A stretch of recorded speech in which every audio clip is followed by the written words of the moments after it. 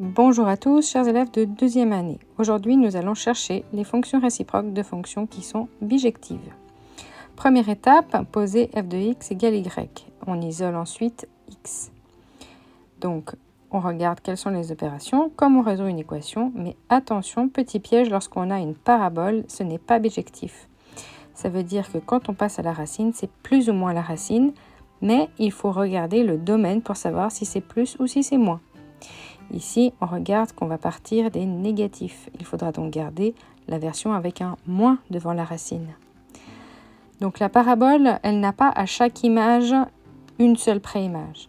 Il faut la restreindre et le choix a été fait dans l'énoncé. Pour s'aider, on peut regarder le graphique. Avec le graphique, on voit qui est donc l'espace de départ et celui d'arrivée, et on inverse pour la réciproque. Les deux fonctions sont symétriques par rapport à une droite d'équation toujours y égale à x. Et donc, on peut observer qu'il faut qu'elles partent avec le domaine de l'arrivée de la fonction f. Et donc, elles ont croisé le a et le b. Attention donc, une fonction pour être bijective doit avoir une seule préimage à chaque image, ni plus ni moins. Donc la fonction f, c'est une parabole normalement, mais on l'a restreinte. On a choisi une seule de ses parties, la moitié. Donc il faut faire attention au domaine qui a été déterminé pour pouvoir choisir le domaine de la réciproque. Et ensuite, on croise toujours. F va de A vers B et la réciproque va de B vers A. Si une fonction est bijective, elle a une réciproque. Deuxième fonction, arrêtez la vidéo et essayez avant de regarder la correction. C'est parti. Ici donc, on pose y à la place de f de x et on isole x. Pas de piège ici puisqu'on ne doit pas passer à la racine. Ici on met tout au carré, donc pas de piège. On a assez rapidement la réciproque, donc en y, quand on a isolé notre x. On donne donc la réciproque avec les domaines A et B qui ont été croisés.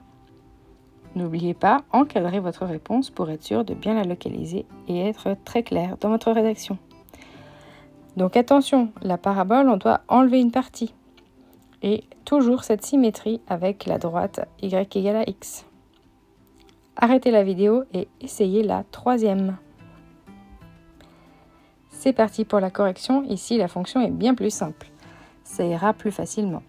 On isole donc x et tout de suite on a la réciproque.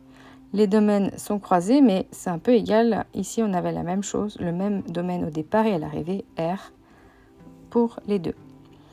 Donc les représentations sont assez faciles. On a une droite croissante et une droite décroissante.